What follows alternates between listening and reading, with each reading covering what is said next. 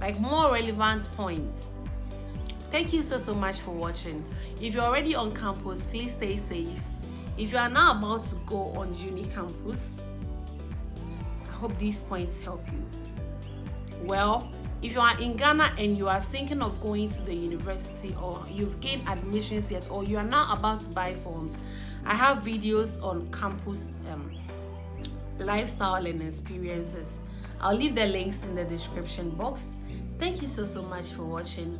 Once again, my name is Judith Serwaa from Ghana, and I am happy to have shared this video with you. See you on another one. Peace out. Bye bye.